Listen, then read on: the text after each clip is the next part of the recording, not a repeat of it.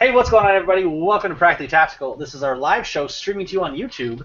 You can catch all of our shows on iTunes in a podcast format. Their new episodes are dropping mostly on every Sunday, Monday, or Tuesday. Be sure to put your questions in the chat as we'll be following those right here.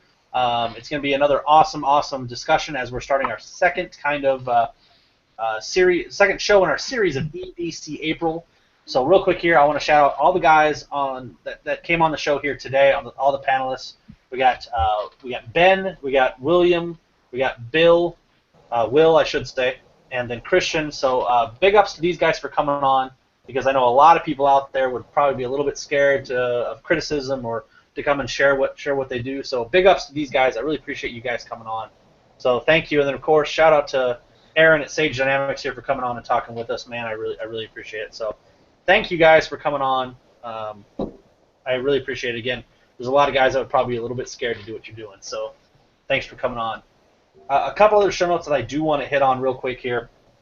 Number one, for everybody out there on YouTube land, if you look in the description box below, there is a link to Peter Palma's MS Clean Kickstarter.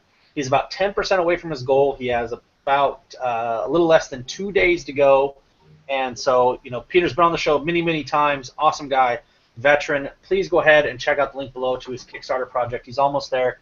Could really use you guys' help, and he's an awesome dude. That's a big Second Amendment freedom supporter. So please, if you can help him out, please do that as well. One other last show announcement would be we have a special episode tomorrow. That's right, Thursday, April 9th at 8 p.m. Central Standard Time. We have Billy Johnson from Amidst the Noise, and we have Trek from MDFI right here coming on the show tomorrow. So it's going to be a special recording, so come on. We're going to talk about Billy's Kickstarter. We're doing a documentary called Protecting Liberty. The link is in the description box below, so please check that out as well. If you can support him, please do that as well. But he'll be on the show tomorrow. We'd love for you guys to join us, because I can tell you we're gonna, as Aaron said earlier, we're going to go down the rabbit hole on this Protecting Liberty thing, so please check it out. But that's all I have for pre-podcast show announcements, so yeah, let's lock the doors. Valhalla, it's a good day to die. Let's start this. Welcome to Practically Tactical, episode 70, brought to you by the Firearms Radio Network. The Practically Tactical show is a slightly more practical approach to the firearms lifestyle. The show features a roundtable discussion about guns, gear, and shooting with some of the best firearms instructors, shooters, figures, and everyday carriers in the firearms industry. For more information on the show, links to our guest guns and gear we discuss, please visit practacpodcast.com/070. On this episode, we are on our second show of our April EDC series with Christian, Bill, William, and Ben. They will be discussing their EDC with firearms instructor Aaron Cowan of Sage Dynamics. Thank you guys for coming on. I appreciate it here. I'm going to hit you guys one by one here. And so let's start off with Ben. Thanks for coming on, dude. So tell us a little bit about yourself. All right. I'm going to start this party off the right way. With bad jokes. Yes, exactly. That's how I do everything. Breaks the ice. Been a concealed carrier for about 4 years now. A competitive shooter for the last 4.5 years. Been around guns my whole life. Started out shooting black powder with my dad as soon as I could hold one, basically. Got into defensive shooting about a year ago. I started my own little local training company here. That's about it in a nutshell. I mean, I'm not that complicated. Okay.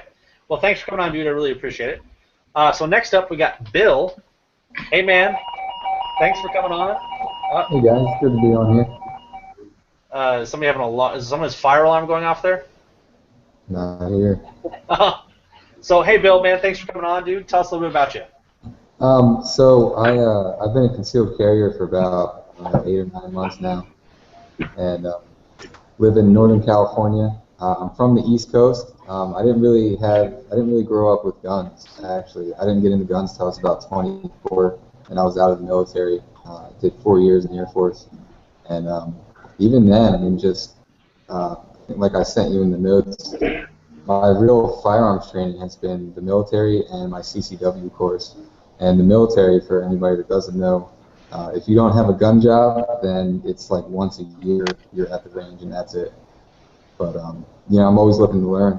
So and I carry an LC9, a Ruger LC9, and a Ruger SR9C.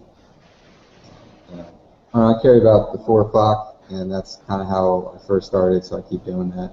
And, I don't know. That's all I got. All right. Well, we'll come back to you here, and then because obviously concealed carrying in California, that's got to be like a unicorn.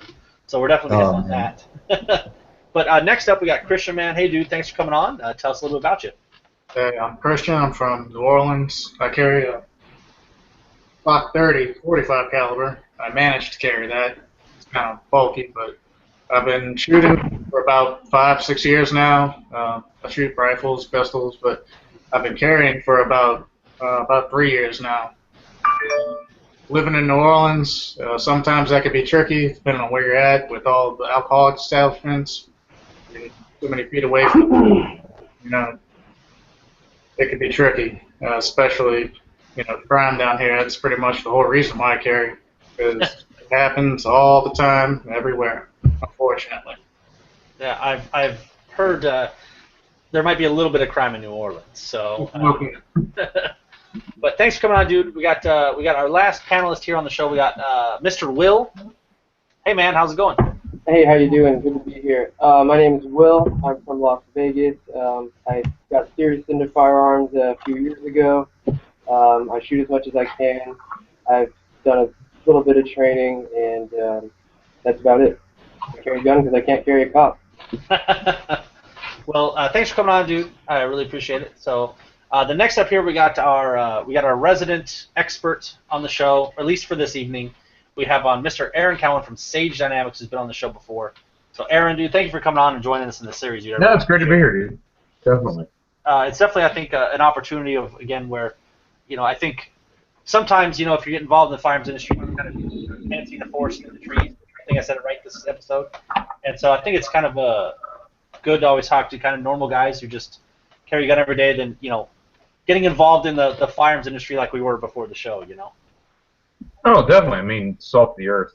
Anybody who's willing to carry a firearm, self-defense, or defense of others is taking personal responsibility for their own life, which is something I'd like to see more of. Yeah. Well, thanks for coming on, dude. But before we do that, I know you've been traveling around a little bit. What do you got coming up, and where are you going to? My next class is April 18th, 19th in Richmond, Texas. It's a 2-day citizen response to active shooter, but that class just filled up today. The last 2 slots went. And then the next class after that is April 25th here in Atlanta, which is my Defensive Handgun 1, which is like my level 2 class. And then I'd have to pull my calendar up. May is pretty full. Give me 1 second and I'll throw it all out there. In May, I have Defensive Handgun Fundamentals and Defensive Handgun 1 in Tulsa, Oklahoma. Vehicle Defense Fundamentals in Atlanta on the 6th. I got a hybrid handgun class with Pace Performance in Virginia Beach, which is May 9th and 10th. May 16th and 17th is Defensive Handgun Fundamentals, Defensive Handgun 1 in Cottonwood, Alabama. I'm doing another hybrid handgun class with Nick Smith from Webcraft in Gold Hill, North Carolina on the 23rd and 24th. And then on the 30th, I have Vehicle Self-Defense Handgun in Atlanta, but that one is full. Wow. So that's loaded May. up, my friend. June is the same way. It's busy. It's training season, apparently. Yeah. So your website's sagedynamics.org, right? So if anybody out there Yes, wants sir. info, and I'm sure all your classes are listed, right?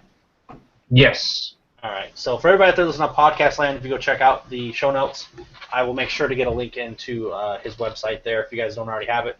And also, you can check out Aaron when he was on the show last time, and we did talk about all force-on-force training, which I know you got some of those coming up too. So be sure to check out. I can't remember the episode Aaron was on, but I know it was really popular, so be sure to go check it out. So that's it for any other things. So let's go ahead and get into this here. So Bill, I'm going to go to you first here.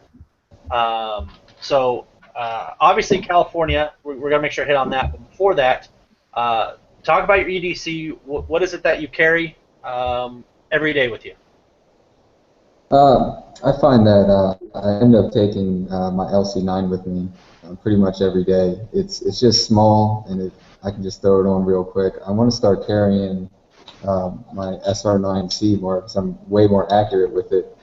But I just jammed up the slide the other day. I was out on the range and it keeps locking back after every shot. So it's kind of making me weary now to even carry it, and I got to get it fixed. But it's the first time I've had trouble with it. I think I've got maybe 1,000 rounds through it. So, but I don't know what else. What else do you carry? That's it. Sometimes a pocket knife, but mostly just my 2 firearms there. Okay. What?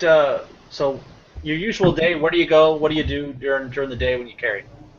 Well, I work nights, so sometimes I'm out at night, sometimes I'm out during the day. I tend to be kind of a homebody, but most places I'm going to go are the usuals, like Walmart or the grocery store, gas station. Because of my job, I can't even think about carrying it at work because I do work on a military base, so definitely not bringing one on there. But mostly around the house. I carry around the house too. It's usually that LC9. I can put that on my, on a nice gun belt, or I can tuck it on the waistband of my sweatpants, real light. So I can that's why I end up just carrying that one all the time, because I can wear it with anything I'm wearing. Okay. So Aaron, you got to jump in there. You got any kind of questions, or what do you? Do you carry a handheld flashlight? No, and actually I've been trying to look at mag carriers too, because I'm carrying a spare mag, but I want to do maybe a spare mag and a flashlight in a mag carrier. I don't know if that's too much or. Well, and this is my advice, personal and professional. Firearm, spare magazine, at least one knife, and a handheld flashlight are absolute necessities. Everything after that is kind of optional, and at a certain point you end up with so much gear that you're going to start leaving things behind when you feel like you might not need it. And since none of us are clairvoyant, you never know when you're going to need it. So it's good to keep it simple, but you want to cover all those possible bases. Yeah, that's where I'd like to go. I've kind of got maybe like a minimalist attitude towards it. I don't want to carry too much stuff. I don't want to have things that I might leave behind somewhere or always forget something. I already have enough of a problem with the wallet and the cell phone and the e-cig and everything. And my pockets are full. Yeah. If you're comfortable with the magazine capacity on your everyday carry, then you don't necessarily have to carry a spare magazine. It's just an advice I always give people because there's no good reason not to. But based on your lifestyle, the things you find yourself doing, the places you go, spare magazines always comforting to have. I consider a knife another necessity. It doesn't weigh anything. It doesn't take up much room. And then handheld flashlight, you can get a very, very bright, very high-quality flashlight that doesn't take up room at all. Some people go a step further. They'll carry 2 spare magazines. They'll carry a tourniquet. They'll carry, 2 or 3 knives. Eventually, you just end up with a whole bunch of stuff at your waist. So you got to draw the line somewhere, but that line is a personal decision. Well, something kind of I wanted to hit on there too, Aaron, and kind of get your thoughts on too would be obviously he carries at home. I'm a big proponent of that. I have kids, so my general rule of thumb is if I carry a gun, it just stays on me. I don't take it off when I'm at home. That way, who has control of the gun? I have control of the gun. But I know some guys when they get home they take it off. So what are your kind of thoughts on like Bill and hopefully everybody else they carry when they're at home? The way what have you? Home carry makes a lot of sense because you retain positive control of the firearm, and if you have small kids, then you don't have to worry about it just sitting there out where anybody can get to it. And you also don't have to lock it away. So if it's on your person until it's time to go to bed, there's absolutely nothing wrong with that. I would actually recommend that over locking the firearm away for the night, because precious seconds. But you never want to be left wondering where you set your firearm down or how far away from it you are if a situation where the firearm is needed or potentially needed arises. Okay. So I'm going to open this up to the floor here. So Ben, Christian, Will, you guys got any thoughts or questions for Bill? Yeah, I think a light's probably a good idea. Okay.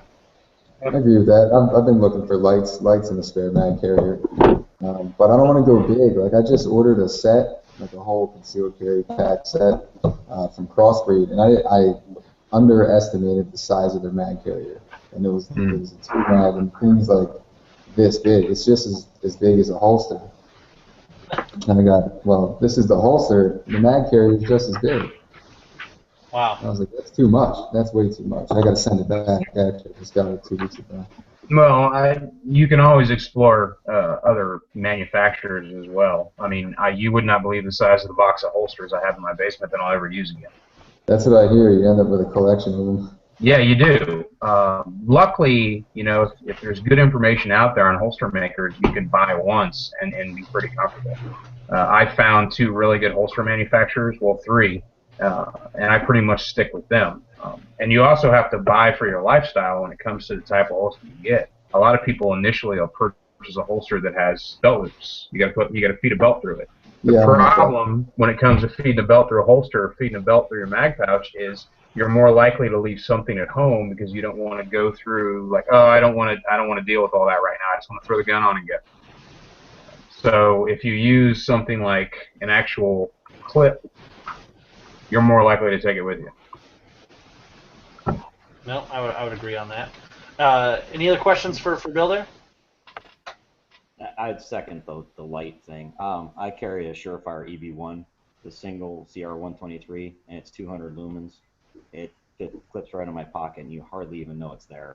So you don't have to get a big flashlight to be for your carry setup. No, I agree. And something too, and I should have mentioned this earlier too. I've gotten comments before and a couple emails. I will be doing my EDC on the last of this series too, but I'm going to be dropping some other videos and stuff. But I like to carry 2 weapon lights, and again, I don't know if anybody on this panel has kids, but I'm going to be doing a video on this. I like to carry a weapon light mainly. For everybody knows I have like 1 million kids. I like to carry a weapon mounted light because if there's some reason that I need to operate a weapon mounted light, and I usually always have a kid with me, whether I'm at home or at Walmart or grocery shopping, I want my other hand available for if I need to grab a kid and move or grab a kid to protect. That's why, and I also carry a Streamlight as well. But that's why I like to carry a weapon mounted light. I don't know if anybody has any thoughts on that, but that's usually my biggest concern is I want to be able to have a light and a free hand, whether it be at home or away again, because I have kids, so. No, you'll get no argument from me. I consider a handheld light to be mandatory, a weapon-mounted light to be optional based on your actual social situation or your personal situation. Okay. I do want to hit on one more thing here before we go on, because I would like, again, I'm just going to open this up to Aaron in the floor here. What do you do when, as Bill talked about there, he has the Ruger 1,000 rounds, it's a decent amount of rounds of just, testing out a gun. When it goes down, what have you ever had a concealed carry gun go down on you, Aaron? And what no? Okay. No, I mean I've had malfunctions, but I've never had a gun develop like a consistent problem. The biggest thing is if you do experience a malfunction on your EDC gun, to actually identify the cause of the malfunction and figure out if it was a one-time thing or if it's repeatable. Now, if you're at the range and you keep having malfunctions and it's the same malfunction, that there's probably either something wrong with the ammunition or there's something wrong with the firearm itself. If there's something wrong with the firearm, then you need to just immediately remove all trust in that gun as an EDC and get it fixed, or switch brands, depending on what the problem is. Okay. Try different magazines. What's that? Different magazines. Well, yeah, you can definitely troubleshoot it that way, depending on what the kind of the malfunction is. Some malfunctions can be caused by the magazine, and some of them can be caused by the extractor. Sometimes it's the ammunition. Sometimes there's just a manufacturing inconsistency in the gun that has to be troubleshoot. It could be a trigger bar, it could be a disconnector, it could be one of the gun's internal safeties isn't disengaging when it's supposed to, or engaging when it's not supposed to. Something like that. Like the more complicated the design, the more problems you can potentially have with it. But I've never had a debilitating failure on a firearm, at least on an everyday carry handgun. I've had them on rifles. Wow. and I'll throw that out there too, Bill, and hopefully everybody says it, is label your magazines, write numbers on them, so that way you know. Have you rotated the both of those? How many magazines you have for that gun, and does it happen with both mags? Oh, it does. I did a little bit of troubleshooting. I've got 3 mags for it, so I put three magazines, through it with a couple shots, and every time the slide just locked back after each shot. And then I changed my ammo, and I tried a different brand of ammo in there real quick, and it did the same thing. I also did like maybe 5 minutes of some quick Googling, and I found it might be a common problem with the SR9C. Just like a spring came loose somewhere in the slide mechanism, I'm not sure, and it'll cause it to lock back. And some people have just pushed the spring down, bought a new spring, or sent it to Ruger. So even just a quick troubleshooting, Googling, I think I might have found it. Okay, yeah, I would contact Ruger, but for everybody that watches my channel knows that me and Ruger don't exactly get along right now. No. But hey, Bill, thanks for coming and talking about that, and thanks for again, being honest about what you carry, what you do, and again, I think a lot of those things that I have a bunch of holsters that I bought and have thrown over there. That there's some things that you just can't learn until you try, and I think that's holsters. For me and a lot of people, you kind of got to go through something until you find what works for you. That's at least my opinion on it there. So thanks for coming on. So I'll leave it open up to Ben, Christian, Will. You got any other comments or questions for Bill? Did you say you had a belt, like a gun belt? Did I miss that? Yeah, I've got two of them now, and they're nice leather belts. They don't look like an instructor belt or a range belt. They're thick. Sweet. They really help, man. Like I tried putting my firearm initially on just my regular old belt from like Kohl's or something, and it sags, pulls your pants down. A good gun belt makes a huge difference, and I've heard the guys on the podcast here talk about it too, and it really is true. Like you really have to have a good belt. No, it does change everything. But let's move it on here. Let's move on to Christian. He's kind of next in line here on my screen. So Christian, tell us what you carry. What's your EDC? What's your everyday carry? First thing is Glock 30 SF, short frame, whatever you want to call it. It's kind of big and bulky.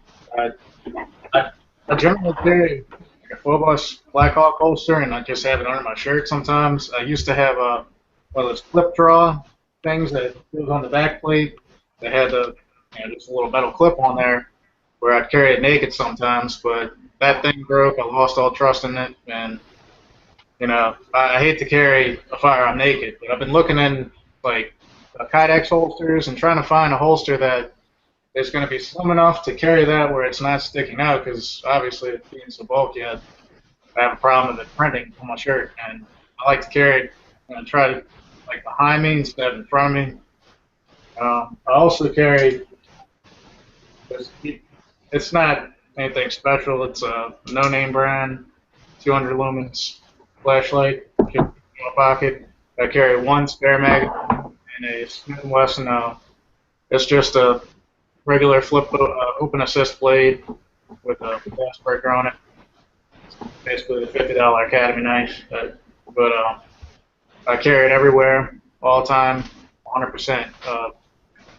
With the exception of when I go to work, because I work on boats on the river a lot, and a lot of these shipyards, you cannot have a firearm there. Signs everywhere, they check you at the gate, and a lot of times I'm forced to either leave my firearm at my workplace, at my desk, and lock it up there, which I don't like to do, but push comes to shove, and even if you have one bullet on you and go in a facility where you can't have it, that's the end of owning all firearms.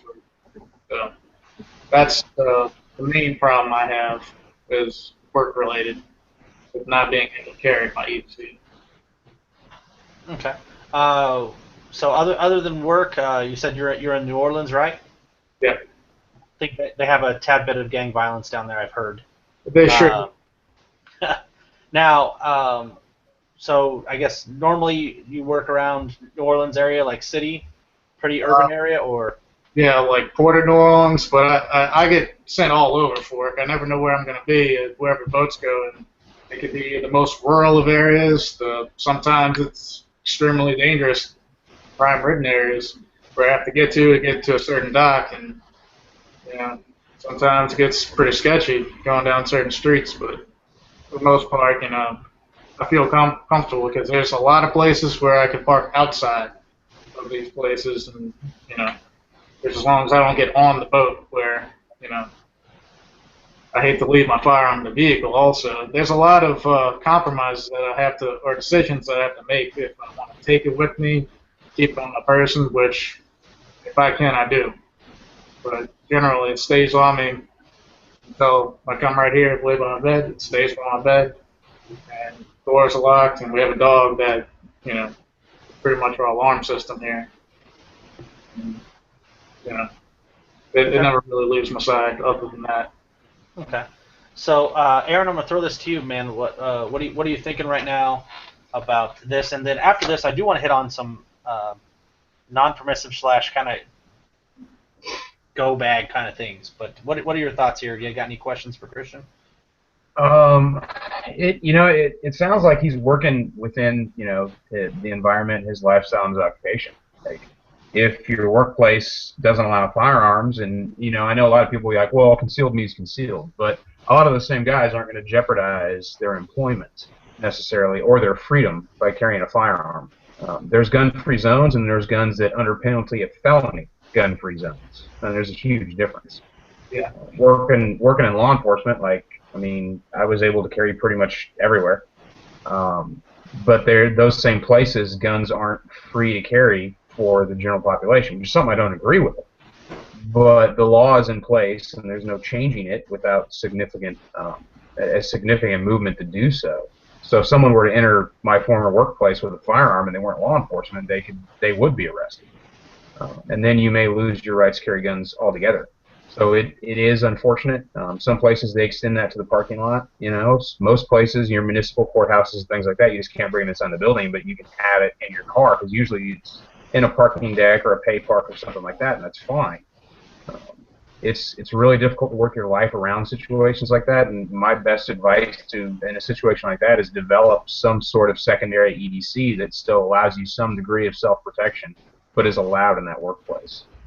Yeah, generally that's where my knife comes into play, because there's a lot of places that signs they'll say no knives, no anything, but I see it on my head, like in my pocket, and I've never been told no. And if I do, just go put it right back in the vehicle, you know. But there's one place where they found a spare 45 caliber round way deep in my console in a change cup, because it's just that strict of, you know, where you have to have a TWIC card and I almost lost all my rights one time over one single bullet. You know, that kind of opened my eyes where maybe you're careful. Yeah, definitely. Outside of your workplace, your holster, you said you use a Serpa? For open carry, and a lot of times I wear either a second shirt that I'll just carry over that. Okay. Well, if you're going to open carry, I strongly suggest a holster with active retention. But me professionally, I do not recommend the Serpa under any circumstances, just because of the design. On the draw stroke, if you'll notice, you hit that disengage lever, and if you draw the gun straight out like you're supposed to, your finger is over the trigger guard. It's not on the frame where it should be. Farland makes a concealable ALS holster, which is a thumb release, I believe. They have the thumb release. It's a little bit more expensive, but it's a much safer system, all things considered. So if you want an active retention holster, I would go that route, and that's just one. There's other options out there. For a concealed holster where an active retention measure isn't an issue, there's a lot of really, really good Kydex makers out there that are pretty reasonably priced for just a basic, nothing flashy Kydex inside or outside the waistband holster. Yeah, that's where I've been looking at. And I've only had this a couple of months now, and it works, but I know where you're coming from where you say you don't really recommend it. The one I had was a nylon one, and I had it.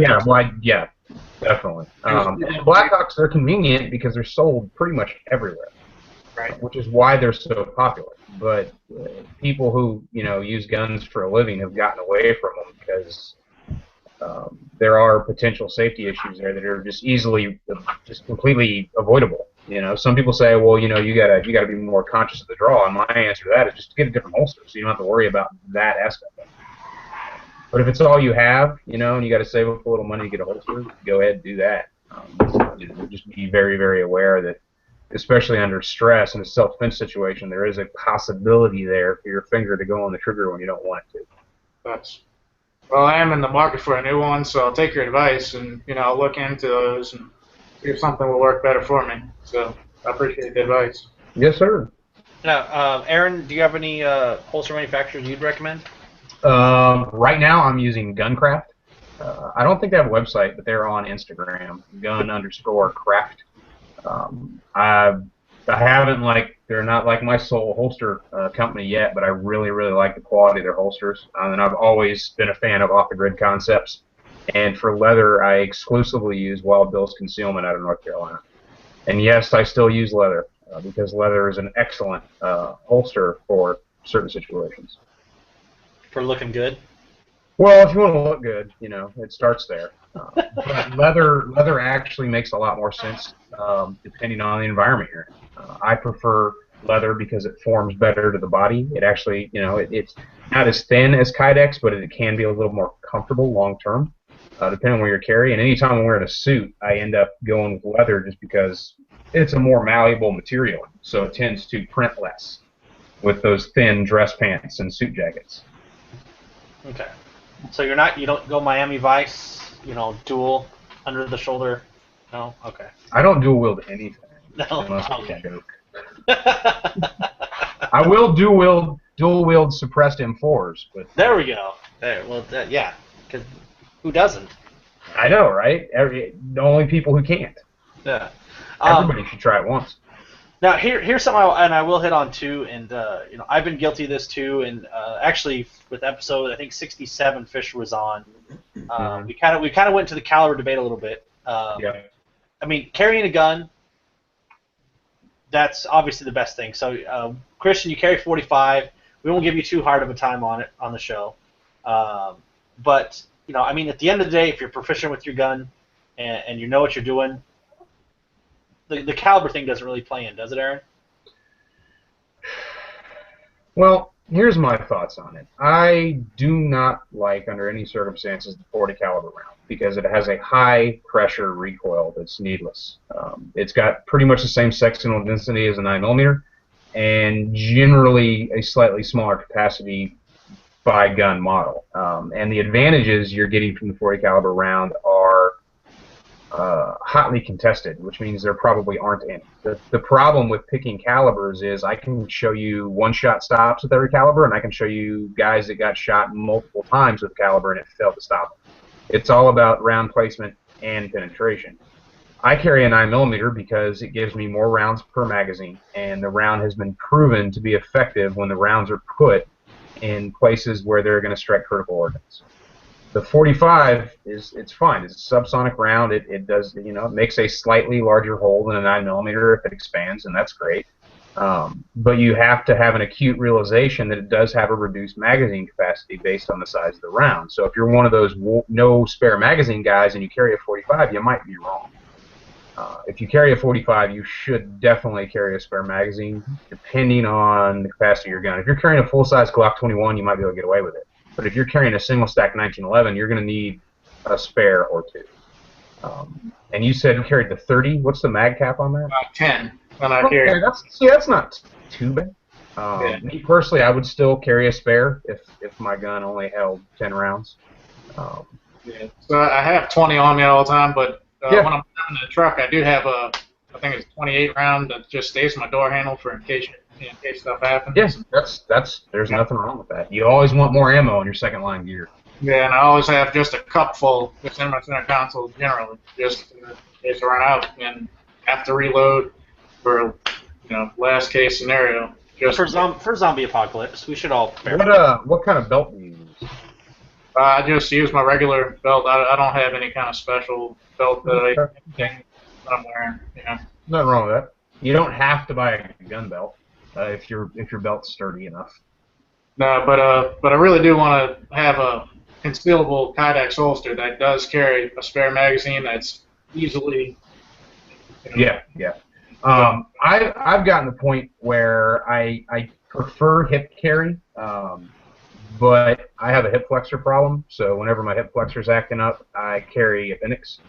But what I have started doing over the past year is no matter if I'm able to carry on my hip or not, I carry my spare magazine midline of the body, which makes it a lot easier to carry, and it makes it super concealable. Because if you're carrying a gun on one hip and spare ammo on the other, you have a more likelihood of printing, especially if you're just wearing a t-shirt. By carrying the spare mag appendix, no matter where the handgun is on my body, it's worked out really well for me. And a magazine doesn't take up a lot of room, appendix, unless you're like me and your spare magazine is a 20-rounder.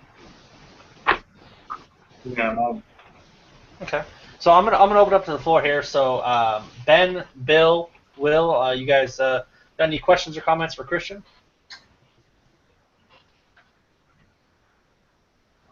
Ben, if you're talking, you're muted. How's that? Is that better? Yep. Okay. I would definitely second that, getting rid of the Serpa holster. I believe there was a somewhat well-known celebrity gun guy that shot himself with one of those in a competition. I believe he had a problem with the draw stroke and had to kind of jack it back down in and back out, and then discharge a round into his leg. So it's definitely not something you want to do in a defensive situation. They're definitely not good anytime. I think we'll make the blanket statement there. Yeah. Well, that's all good information. I mean, that's why I'm on the show, to learn these things. And who else do I ask except people that have heard or dealt with these things personally? So that's really good to know. And, no, man, I can tell you, I appreciate you guys coming on, because again, I think all of us, when we started concealed carrying, went through this stuff of you don't know what's good, what's not. It's a learning thing. But again, and I think we talked about this on last episode, and I'll talk about it now, is what differentiates you guys from like 99% of the gun owners. Because again, when you work in a gun shop, you'll see these people, and they just have no need for seeking information. And you guys are all here. You're sharing what you carry, where you go, and you're seeking information. You're trying to get better. And I think that's again what makes you guys really, really good guys here. Is you're trying to get better. You're trying to learn. And again, I think that's what separates a lot of people in the firearms industry, or not firearms industry, I should say, gun owners, of what makes a good gun owner versus just a normal gun owner. Is you guys are out searching for information, trying to get better, and you're not drawing a line in the sand of, well, here's where I'm at, here's all I can be. And so again, I really credit you guys for coming on and doing this, because again, trust me, there's a lot of guys that said, hey, that's a great idea, but I don't really want to come on. So again, props to you guys for coming on and being honest and sharing this. Because again, there's a lot of people out there that are in the same boat as you guys. I was there. There's a lot of people out there that are getting into this. So kudos to you guys. Yeah, any other questions for Christian there? Nothing? All right. Aaron, I want to throw this to you, then I'll throw it to you guys on the floor here. So it's kind of been a recurring theme of not being able to carry in non-permissible areas, we'll say. What about any sort of preparation or kind of like bags that you can take with you that might not necessarily be able to conceal a handgun or something, but stuff you could take with you to prepare of, whether it be an active shooter incident or you get stuck somewhere or something like that. And I know we've gotten this question before during the show.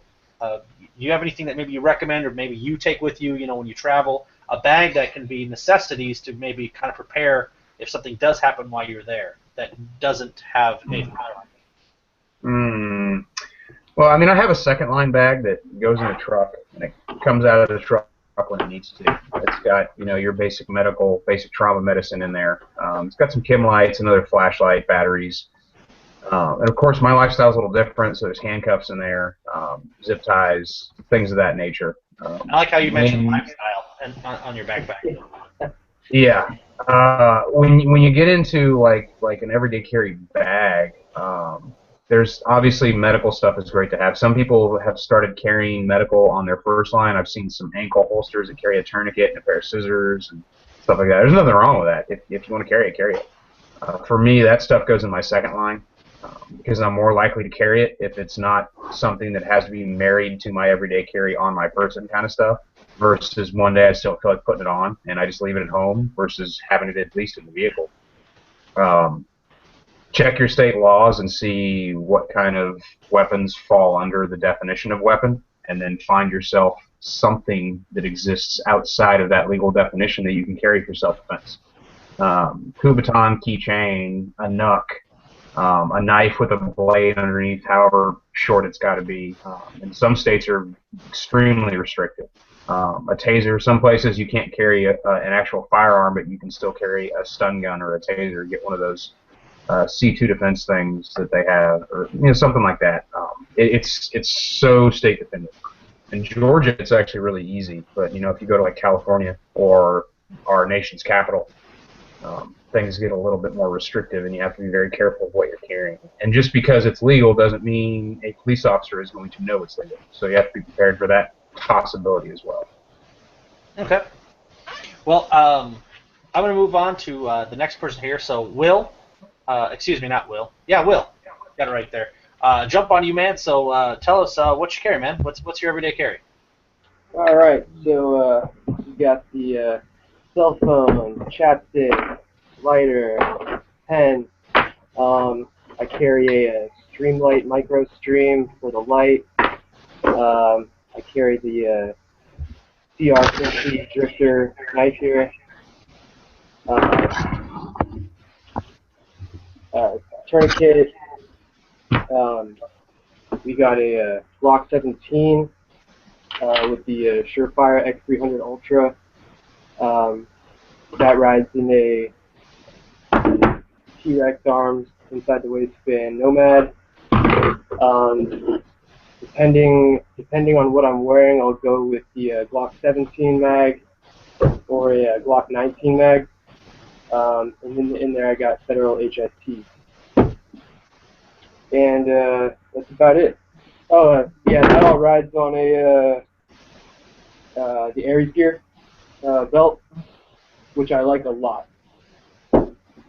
Wow, very nice setup there. So what's your normal kind of, where do you go? Kind of, what areas do you go into? Where do you travel? Well, I live here in Vegas. I spend most of my time in a pretty nice area. I run a family business, a small family business, in a not as quite a nice of area as I live. But yeah, I go from home to work to office to gym. Sometimes the tourniquet or the bigger mag will be in my gym bag, which is always with me, or on my person. Grocery store, gym, work, home. Mall, movie theater, but nothing too crazy. Smart people, smart places, smart whatever you say. Well, no, that's a pretty strong carry. Aaron, what do you think? I think he's got all the bases covered, and carry what you're capable of carrying. I can carry a 17 just fine appendix. And when it goes to the hip, I have to downsize to the 19 just for concealability. What's that? I was just gonna say I cut the grip down on here because when it sits straight in an appendix, I don't have the whole grip sticking out there, which I like a lot. Yeah, and a lot of things are body type dependent. Me, I can carry the full size 17. The appendix, it's just hip. I'm not able to do it as well, depending on what I'm wearing. So I tend to just go with the 19. Spare magazine is a Glock 17 magazine with a +3 on it. No matter what gun I'm carrying, that's it. But all my guns are, they're stackable. I got the 26, I got the 19, and the 17. I very rarely carry the 26, but it exists just in the event that I'm wearing something where I can't conceal my 19. Yeah, I was thinking about grabbing a 26 for when I'm wearing those medium size shirts. There you go. But yeah, that's about it. Okay. So I'll open it up for Ben, Bill, Christian here. You guys got any questions or comments for Will? I'm very impressed by all the stuff you carry, man. There's a lot of stuff. It's really not as hard as you think. Like the tourniquet and the extra mag are usually in my gym bag, but you know, I mean, I'm a huge believer in the good belt. You know, I might have carried for a day or two with a regular belt, and then I realized real quick you've got to have a gun belt. I mean, you might not call it a gun belt, but it's got to be real thick, you know, to carry that stuff. And once you do that, it stays on there pretty well, in my opinion. My question is, do you wear cargo shorts and cargo pants everywhere with all that No, stuff? no. You might call them skinny jeans some of the time. Oh, the hipster jeans. Awesome. Yeah. Any other questions or comments there? All right, we'll move it on here. So next up, we got Ben here, who tried to challenge me for best hair on the internet, but he didn't even show up. You didn't even show your hair. It doesn't count. You're not even close, dude. You're not even close. Dude, you're hiding because you're embarrassed by it. It's okay. I'm all right. I'll maybe let it peek a little bit there. I'm done. Let me cover everything. But so Ben, tell us your EDC. What do you carry every day, man? Well, when I'm not at work, unfortunately, my work is also a non-permissible environment. There's zero tolerance policy in their company vehicles for any type of firearm whatsoever. So I'm limited in my daily carry at work. So I usually have a Spyderco Delica in my pocket. I do have a lot of things in my company vehicle. I won't say where I work, but there's a lot of sharp, stabby things and heavy metal things in my van at any given time. So I've got some kind of defensive tool there. When I'm outside of work, I've got an M&P 9C that I carry, or M&P full size with a Streamlight TLR1, depending on inside outside the waistband setup. Usually got the Surefire EB1 on me for evening, afternoon, you know, if I'm going to be out.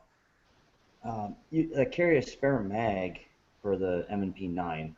13 rounds is good, but like Aaron said, there's no reason to not carry another mag. Usually carry that in the pocket of my jeans, the little watch pocket.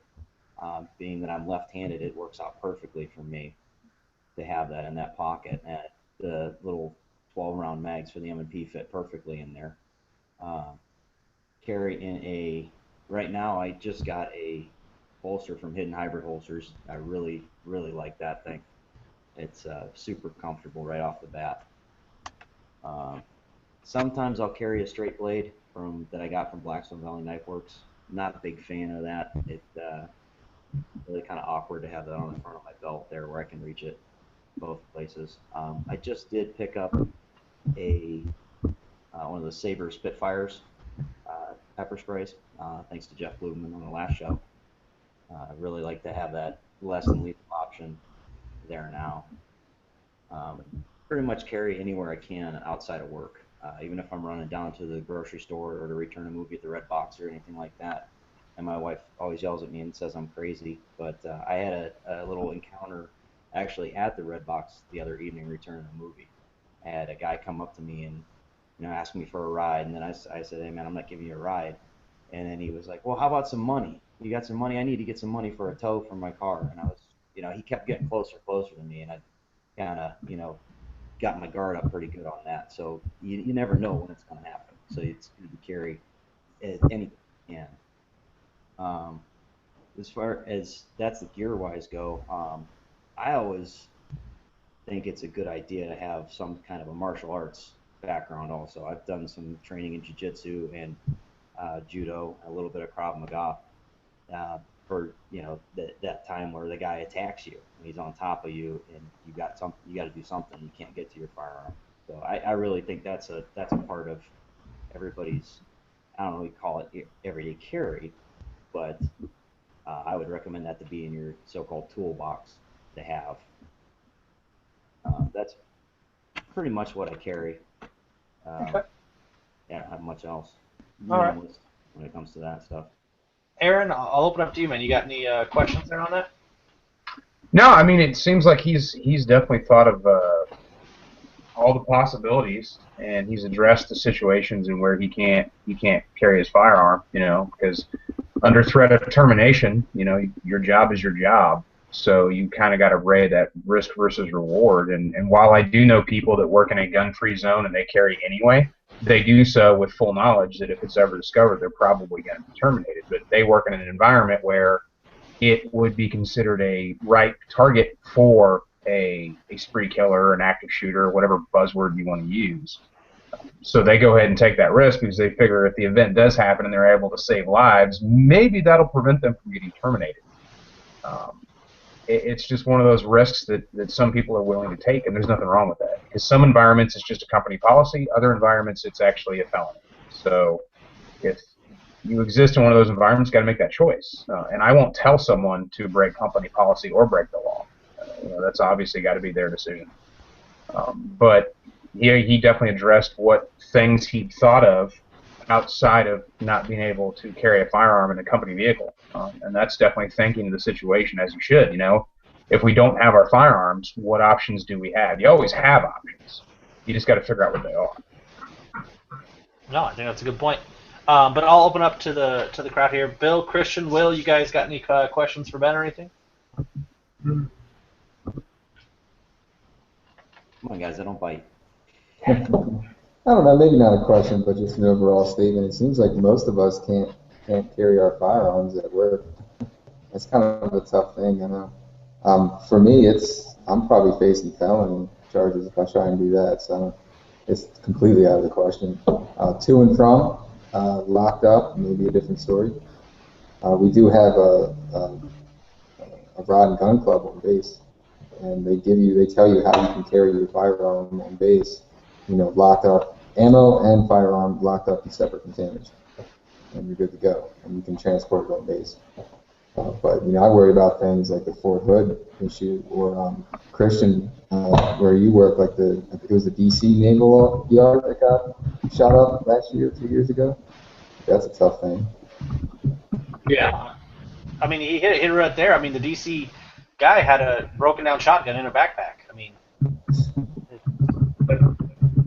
And like you said earlier, where sometimes you can either make the decision to carry anyway, or there's a lot of times where I don't know what the policy is going to be till I get there. And there's a lot of places where I've never been there before, or I know it's just a policy, whether against, opposed to being against the law per se. And sometimes you just have to make certain choices, but nobody likes to break the law on purpose. I'm not one of those people. Yeah. No. Tough choices sometimes, and we're all facing them. And I think kind of Aaron hit on the head there. We can't all ride the high horse and say, well, carry a gun no matter what. I'm sure a lot of you guys have family or wife and kids, and there are other things that you take into account than just carrying a gun everywhere you go. I mean, look at my work. My work, it's stipulated I can't conceal carry, but I can open carry, which to me makes no sense, and I conceal carry anyways, and they know it. So, that again. Yeah, I'm kind of in the same boat as Bill. Being that I travel all the time for work, I'm out in the world, so to speak. I could be on military installation. We do work for the local military people. I could be at a state highway patrol station, a police station, doing a job. And those are places where if I am concealing, even if I'm doing it concealed as it should be, somebody happens to catch a view of that gun, and I'm catching a felony for that, plus losing my job. And those are two things I don't want to do. So my livelihood and my freedom is not worth it when I have other tools that I can use. Yeah. Well, I'm going to open this up here because we have by the way, we need to shout out to a bunch of people out in the chat there. We have AC Dude, Goat Killer, Jacob, Tyler, Stone Guy, Jake, Jones Tactical, who was saying +1 for Sage Dynamic. That's a nice Google Plus reference. We got another Steve, Michigan Arms. Happy to see Aaron back. Must be the hair. We got Fitty Stitches. We got, let's see here. We got All Day EDCers. We have a bunch of people out there. So I appreciate that. For all you guys out there watching, if you guys got some questions like Steve is here, throw them in here. This is a question that I will definitely be addressing in, I've started a series, and I actually will be uploading a video tonight on it. of doing a series on Ultimate Concealed Carry Handgun. But have you guys done any modifications to your carry guns, whether it be stippling or any sorts of parts here? I'm going to kind of go down the line here. Bill, have you done anything to any of your guns? Well, my LC9 that I bought it used, and it came with the Crimson Trace thing. I don't know about the laser thing. I'm mixed on that. I've heard you guys discuss it. It came with a new Galloway guide rod and maybe some other things that the previous owner did to it. I think some night sights. He had it for a good price, and in California, these things are no longer on the roster either. So the guy wasn't trying to gouge me on the price. And I've been looking at LC9 since I first considered it, and I should have bought one when I lived in Virginia. I moved here from Virginia. I should have bought a lot of things before I moved, and they would have been okay to import. Some of the things that I have now are not okay to import into California this year. They were last year, and thankfully I was already here. But in my SR9C, I just got another Crimson Trace came with it too. So both of them have the lasers, and I don't know. What do you guys think about lasers? I've heard you discuss them before, but Yeah. I don't know if I was fully paying attention. I'll hit on. I'm going to say that for a second. I'm going to go down the line here. Then we'll jump into this. I can tell by Aaron's Aaron's going to love this one. Yeah. Ben, do you have anything to your gun? Stippling, night sights, anything along those lines? On my 9C, I haven't done anything to it yet. On my full-size M&P, though, I have stippled. I don't know if you guys can see it. I stippled the grip and I undercut the trigger guard here. This gives it a better fit into my hand and a little grippy on the stipple. I'm not a big fan of the dot stippling on the guns. Like that? Yeah, I know. You're cooler than I am. I like that kind of the tree bark one. It seems to me from different guns I've handled that it's a little more grippy if you get mud and sweat and possibly blood on there. Doesn't seem to load up as much as those little dots do. I'm going to do that also to my 9C. I've had it for about 3 months, and I've been vetting it as a carry gun, putting rounds through it and everything like that, make sure it functions correctly, and then I'm going to go ahead and dive into chopping it up and making it my own. Okay. So, do you rock night sights? Not yet. I am going to get the iDot Pros. I really like those. The new version with the U-notch at the back versus the square notch seems to line up a lot better with the front sight. A friend of mine has those on his gun, and I really like them. I just money and equipment haven't lined up yet, so I'll be getting those pretty soon here. Yeah. Let's see here. So, Christian, do you have anything on your gun? Any stippling, night sights, anything along those lines? Just a Hogue grip, just kind of like a slip-on style grip that I had. Extended slide release, extended slide lock, but nothing else really. Okay. Will, obviously you've done work to yours. You chopped in 17 down to a 19. Did I see stipple on there too? Yeah, so I chopped it down to the 19. I've got the grip force on here. I've got the magazine right here. I took a Dremel and cut up under the trigger guard a little bit. I threw some grip tape on the top because I can't afford to cut into the slide yet. I got the suppressor height sights because I'm eventually going to throw an RMR on here. And a question I had for Aaron was what MOA size, dot size he likes on the RMRs, and whether I use the adjustable 6 point. I think it's 6.25, 6.5. You like the bigger one. I do, and my reasoning for that is I have the 6.5, I have the 3.25, and I have the new 1 MOA, which I put on a handgun just to see how ridiculous it would be, and suspicions confirmed it was very ridiculous. Okay. Because the smaller the dot, the more likely you are to chase that dot and actually pull your shots late or miss an opportunity to take a perfectly reasonable shot and get really good accuracy, but you're still chasing that small point of aim and looking for that really precise shot that a hand-supported weapon just isn't necessarily capable of versus a shoulder-fired weapon like a rifle. So I tend to go with a dot size that's close to the same width as a front sight post. Okay, and Do you like the irons in front of or behind the optics? In front of. You like the irons in front of the optics? Yeah, my Like the Atom style, like the Unity Tactical style? My EDC, you can see it there. Okay. Front sights are here because I don't want them in my way. All right. Basically, that goes back to the way the eye works. And when you talk about accommodation, which is how your eye refocuses on things, if you have a rear sight and then an optic and then a front sight post and then your threat, you're more likely to pick up that rear sight first. The dot is in between the rear and the front, which is going to confuse your accommodation, cause a focus problem. And then you have to focus on the threat and then come back to the front sight post or come back to the dot. Because some people are still focusing on the dot when they shoot. They shouldn't be. They should be focusing on the threat, superimposing the dot into their image. So the way my sights are set up, they're literally backup sights. The only time I use them is if the dot is down. See, I feel like I've heard people say the exact opposite when they say that they pick up the dot easier when they've got that rear sight behind it. Well, if you're picking up the rear sights to find the dot, you might as well just be using iron sights. Yeah, I guess that makes sense. Hey, how do you go about picking your iron sight dimension? I'm actually not very picky. I do like my front sight to be slightly wider than the rear, because even though it's slightly wider, if you put them together, that doesn't make sense. But if you think about actual sight radius, it gives you a tighter sight picture. But I also like speed sights. Like I have a pair of the 10-8 Redback ones, and I have a pair of the Zev U-Notch, and I like them a lot. I'm really not picky when it comes to sights. I have pretty much every major manufacturer's sights out there just to check them out. I'm not a night sight fan. I don't believe them to be a necessity. I think they're a great option. But I'm more partial to full black or a fiber optic front.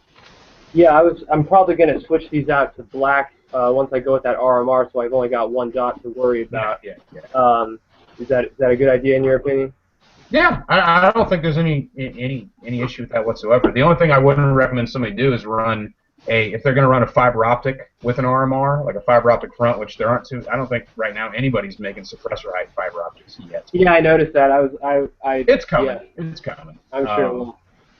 But if you're going to do that, when the option exists, just make sure your fiber optic is a different color than your dot. Yeah, that would throw me off. I'm just going to go with black. Yeah. I on my RMR guns, I run straight blacks.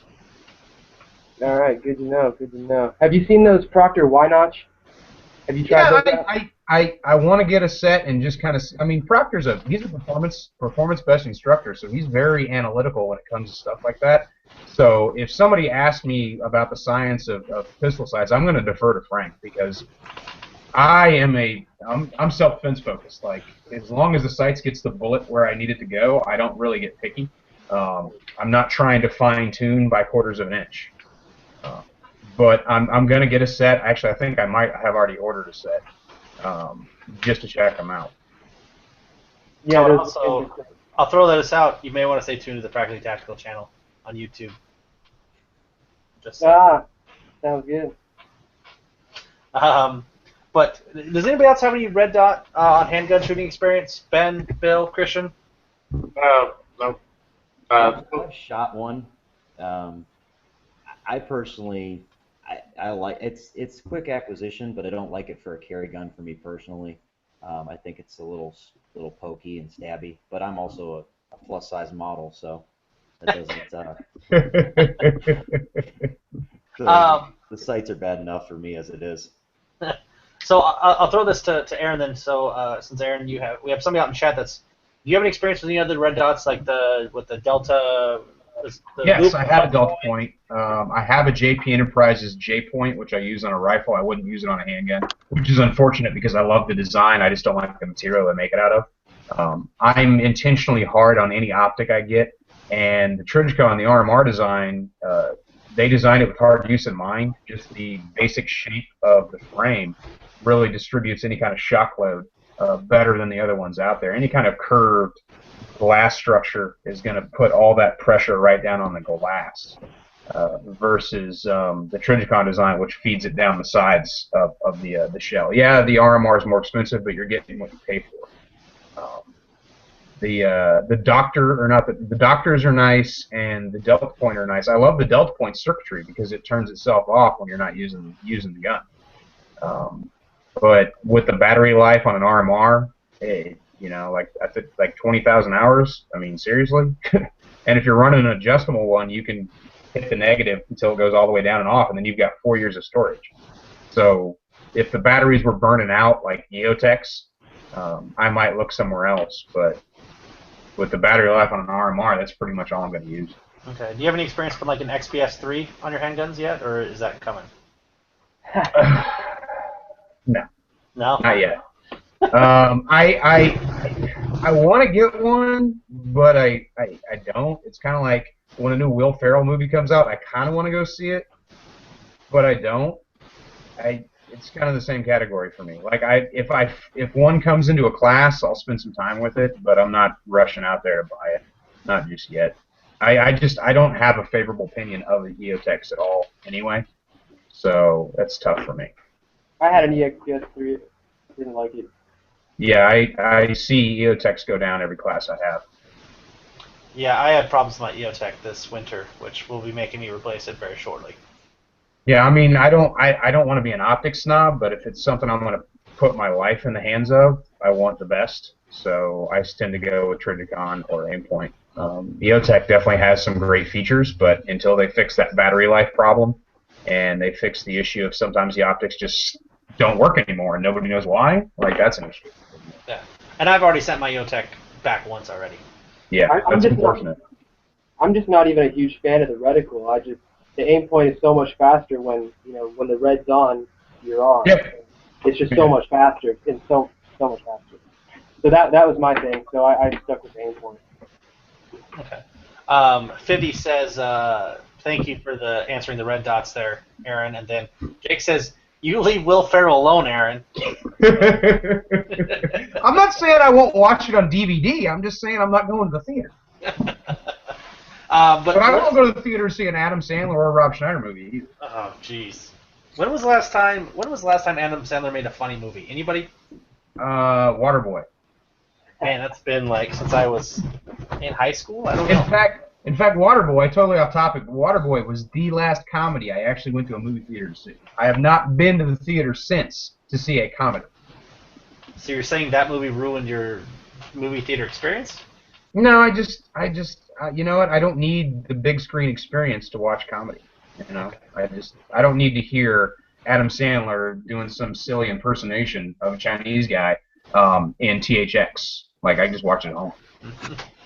Ben, give us your best Adam Sandler impersonation. Well, I got the hair. So. But let's jump onto this here because Bill wanted about lasers. So I'll hit you up, Aaron, first, and then I'll throw it out to you guys and put any input that you've had, maybe shooting them or what have you. But so, Aaron, what's your thoughts on lasers, my friend? My feeling on lasers for a handgun. We're talking visible lasers, right? Yeah. Visible lasers, obviously, there's going to be a parallax issue, so the laser is going to be zeroed for a distance, and then any time before that distance or after that distance, there's going to be a point of aim, point of impact difference. For handgun ranges, probably not a huge deal, but a lot of people don't even know that, so that's a problem. My other issue is lasers are advantageous at distances where you do not necessarily need even to acquire an actual sight picture. People say, oh, well, you can use a laser in a high compression to get shots. And that's true. But I can get those same shots in a high compression without the laser at all and shoot very, very accurately just using eye-hand coordination. I'm trying to find the video on your channel here, Aaron, because I thought it was kind of a really good example of using a red dot. I want to say it was the center mass where you had the box square guys, and you would set up like 4 or 5 in a row to make it look like a person was moving.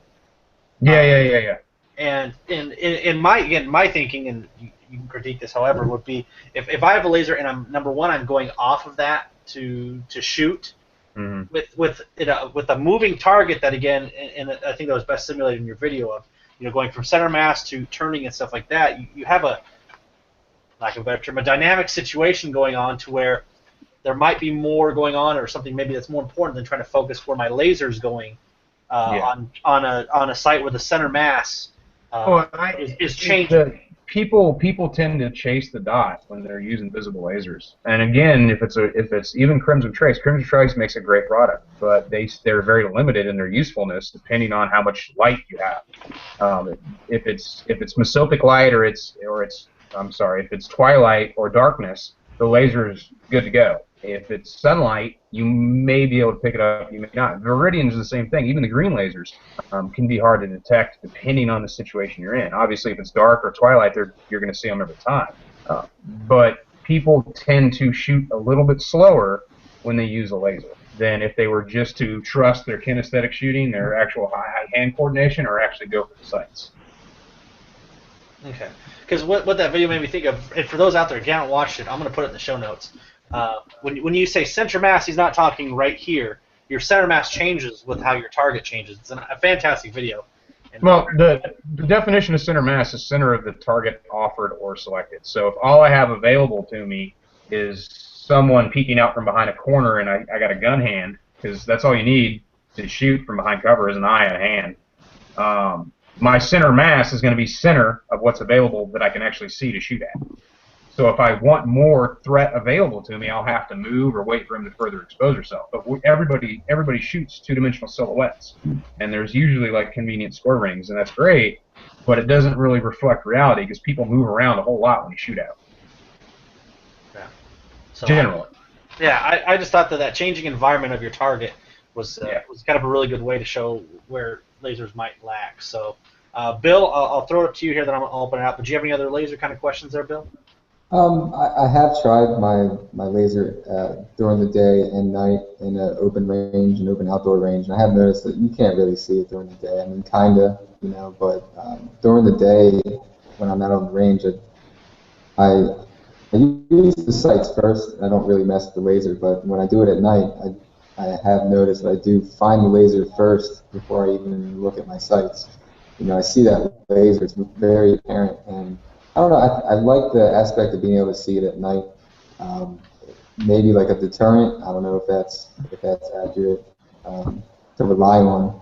As I worry about at night if you had to present your firearm.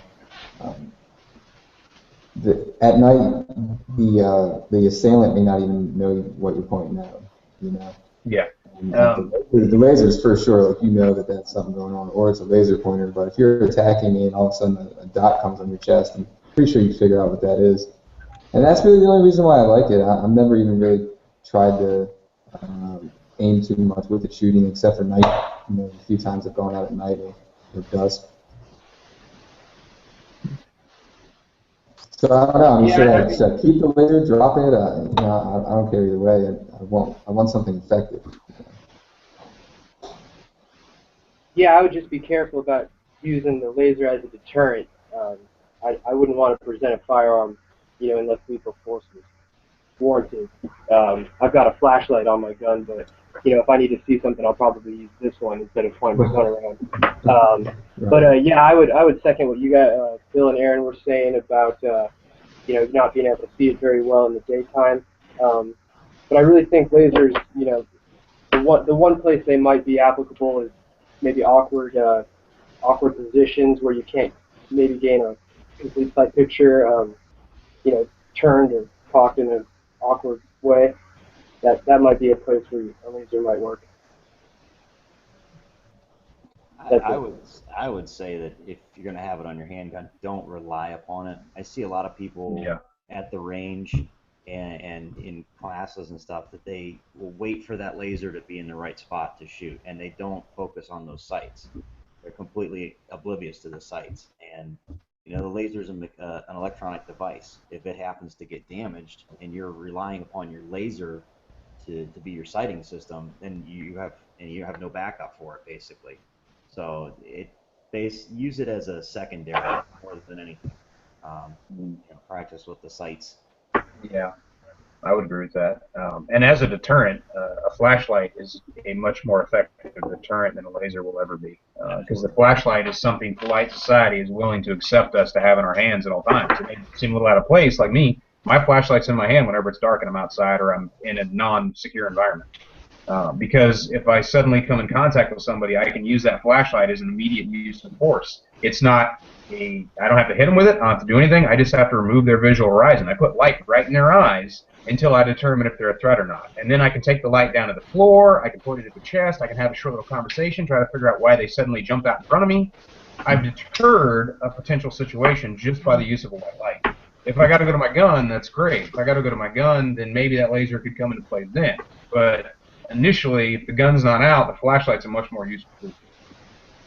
And legally, the flashlight isn't.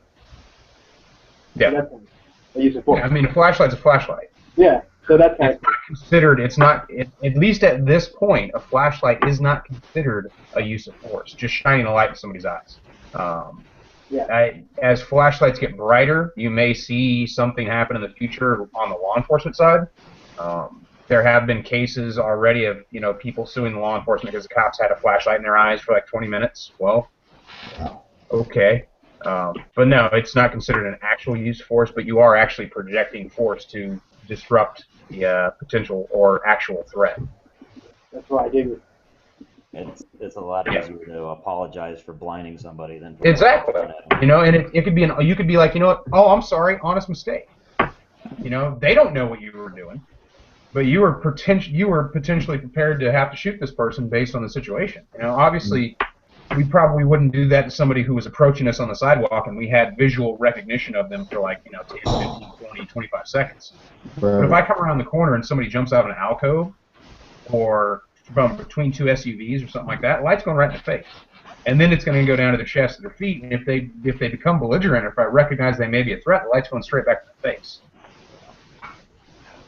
Well, I would say the first place that it would probably happen, the first place that would probably make them flash too strong flashlights legal would be University of Michigan. I'm gonna throw this out there for the fact of that as of today they announced University of Michigan they canceled an American Sniper screening because I quote it made students feel unsafe. So nobody better show this picture to University of Michigan students because I might have just scared them, quite possibly. But I'm going to move to wrap it up here, but I'll throw it out there for everybody watching. If you got any last questions, throw them in there.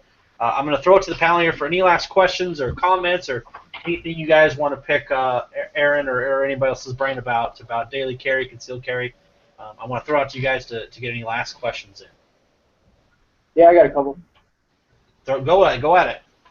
So, Aaron, 10.5 or 11.5 barrel on an SBR?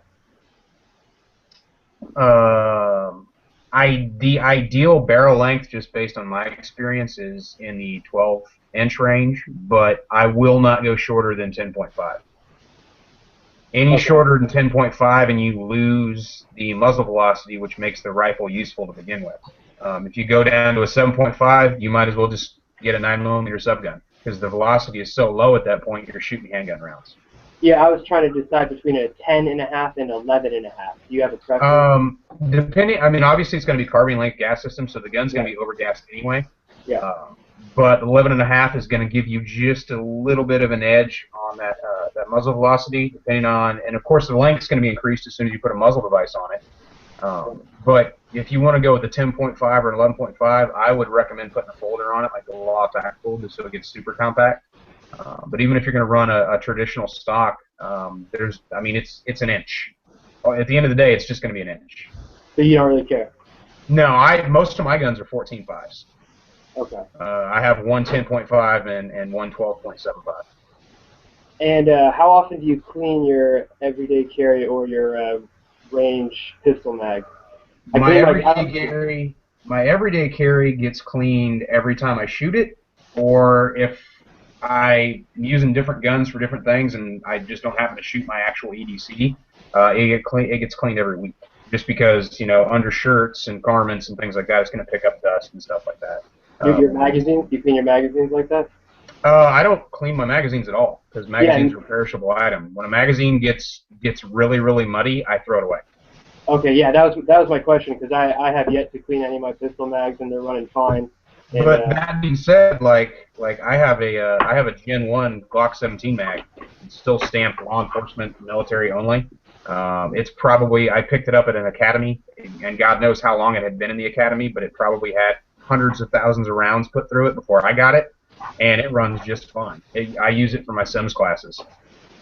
all right. So magazines I mean, they are perishable. People need to be prepared to throw those away and buy new ones.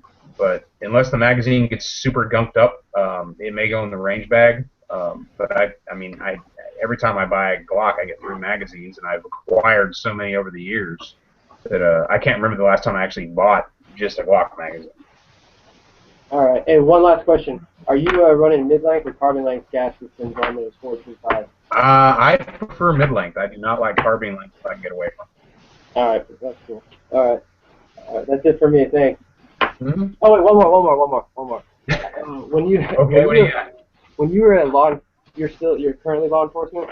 I just left full-time law enforcement. I just left my job with the federal government, and now I maintain a reserve status with a local police department. But I'm done full-time law enforcement. So I think some of the concerns that new concealed carry permit holders have are with printing. And, Yeah. you know, I carry appendix a lot of time under a T-shirt, and you know, like when I look in a mirror, I can see it, but I really don't. I know no one else can. But how often do you actually, you know, see a guy printing? I mean, it depends on, and honestly, it's got to be like what I'm doing at the time. If I'm just grabbing lunch, I'm probably not paying attention as much as I would be if I'm sitting on the corner looking for a dope deal. So it all comes to, you know, what situation I'm in, depending on how keyed in I am looking for weapons. But, you know, I'll go to the mall rarely, and every time I'm in the mall, I usually spot 1 or 2. Of course, this is Georgia, so we have more people with guns, CCW, than some places. But, I mean, I'm not going to approach them or say anything unless they just look at a place, and even then, I might just be like, yo, do you happen to have a CCW? Like, and even then, that hasn't been my lane for a long time because I don't work patrol. You know, I don't do street cop stuff. At least I do now as a reserve, but I didn't before. I was an investigator. all right, cool. Thanks a lot. Mm-hmm. I got a pretty good one. I think Will was the only one that mentioned what his carry ammo was, and I neglected that as well for me. I think I go over my carry ammo, get Aaron's thoughts, and maybe everybody else can get their carry ammo out there. I'm running it's a Corbon style plus P 9mm 115 grain. I really like the solid copper. That a lot of the expansion and ballistic gels tests I've seen on them, they tend to stay together real well and get pretty uniform expansion on them. So that's the stuff that I like.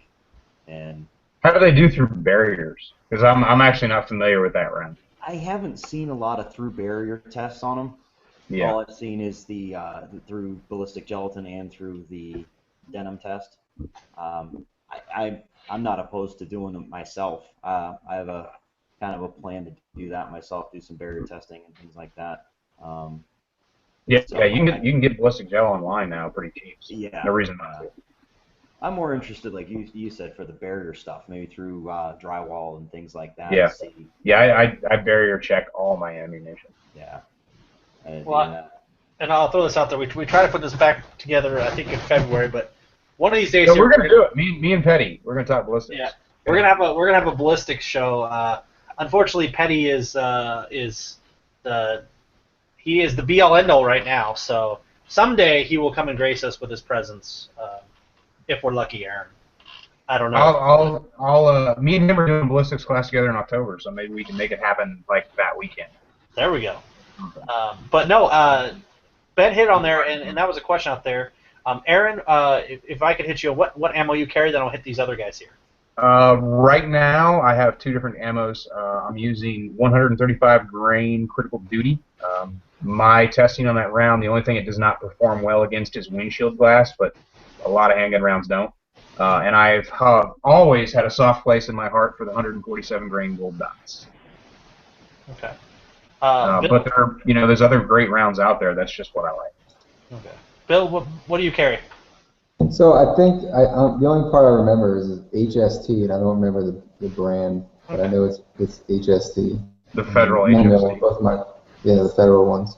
So I'm going to admit something. When I first started off getting into CCW here in California, I didn't actually know that I probably shouldn't carry the regular ball ammo, the target ammo.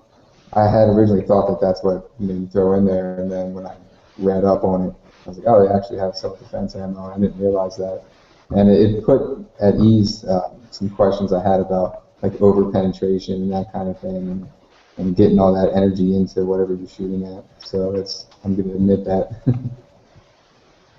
Okay. Christian, what do you carry, buddy? Right now I got some ball ammo in there, but generally I carry the PDX-1 Winchester. But I went through my magazines. I just shot it all. Went to the range the other day because everybody always says practice with your self-defense ammo, see how you shoot with it. So that's generally what I carry. And but I'm not opposed to the critical duty. I've shot that too, and that works well for me too. But I don't really see a difference between the two personally. Okay. Yeah, I have 135 grain critical duty. But I don't see more questions out there from the chat, so I'm going to move us to wrap it up here. And so again, I'm going to kind of go down the line here again. So again, Bandu, thanks for coming on, sharing with what you carry, sharing again your experiences. I appreciate you coming on, man. Thanks, man. I appreciate you having me on here. Yeah. And Bill, man, I think you might be one of the 10 people that have a concealed carry in California. I'm not sure. But hey, dude, thanks for coming on. And again, it's really good to see newer concealed carry guys coming on, and just saying where you're at and where you want to go. I think that's really awesome, man. Yeah, thanks for giving us the chance to do everybody this. starts as a beginner. Yeah. You got to start somewhere. I mean, I did so much research. In California, there's like CCW is very county dependent. So depending on what county you live in, I happen to live in a very pro self-defense county. And what county are you we're in? all for it. Yuba Sutter, or Yuba County. Okay, I know where you're at. So the sheriffs approve your stuff. So the Yuba County Sheriff, and they were very pro-gun. I called them up and had a bunch of questions, and they answered them very freely. And they said, this is what it's going to take. And it took 2 months from the time I submitted my application until they actually said you're good to go. And then in that 2 months, I spent a lot of time researching and digging through the laws. The laws really scared me in California. But yeah, you got to start somewhere, and that's how I started. Right as soon as I applied, I started doing even more research on it and got more comfortable with the idea that you can do this. But the big cities, you forget about them. San Francisco, Sacramento is okay. San Diego and LA, you're not getting a permit. They give out maybe 50 a year. And you can guess who those go to. Oh, I'm guessing if you are popular or have money, it's probably not a problem down there.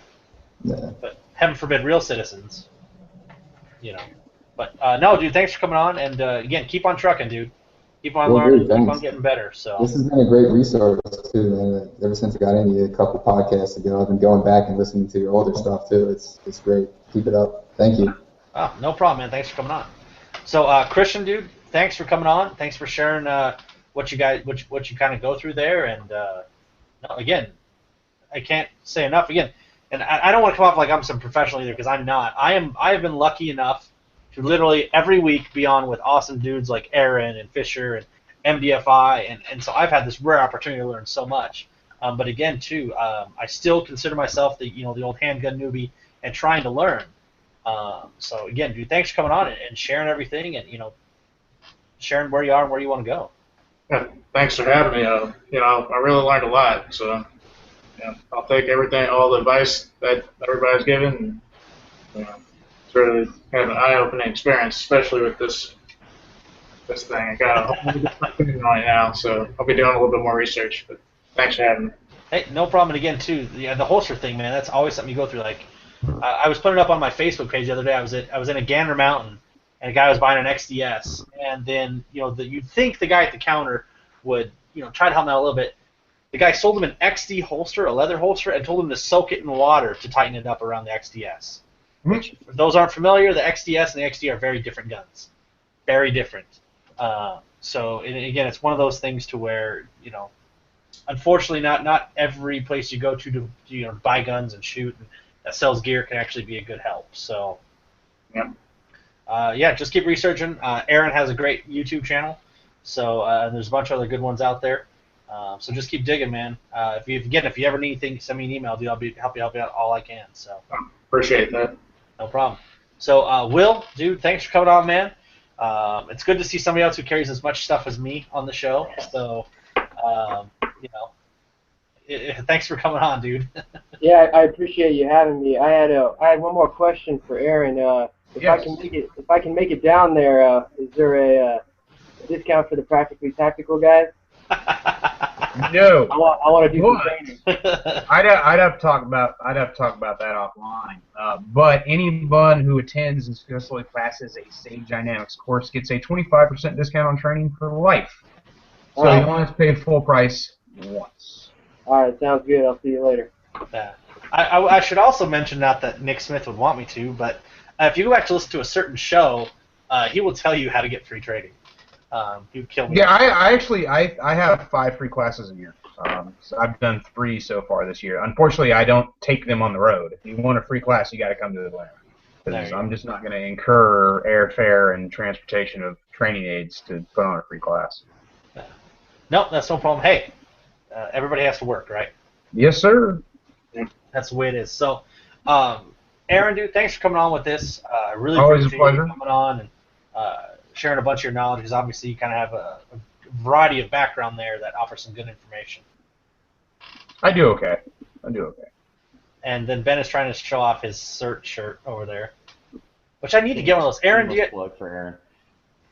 Oh, is that Aaron's shirt? No. Oh. No, he likes the cert pistols. Oh, I need one. Yeah, really bad. I'm a fan of the cert pistol. In fact, I have one usually within reach. I need to get one of those. But we're going to wrap it up here, guys. So, again, I really appreciate everybody coming on here. So, for everybody out there, please go check out the Fat to Fit HQ podcast. A bunch of us might be on there, as I'm attending the Tough Mudder May 9th in Chicago. So we'll be doing some stuff down there. Our team name is the Gun Runners. I suggested Death Crawlers. But the Chicago Tough Mudder may or may not take its first life, me. So be sure to check out Fat to Fit HQ podcast here on the Firearms Radio Network, and check out all the other shows on the Firearms Radio Network by visiting firearmsradio.tv. Also, hey, send me your feedback, guest suggestions, compliments, all the info to Nick at firearmsradio.tv. Heck, send me emails about how awesome these dudes were for coming on the show. Send those to me here. So, again, I can't thank these guys enough for coming on and honestly sharing where they go, what they do, what they carry. Again, it takes some awesome dudes to come on and do this, so I appreciate you guys. So, for everybody out there, all you guys and gals, I thank you for tuning in. I thank you for listening. I greatly appreciate it. And we'll catch you next week for another episode of Practically Tactical.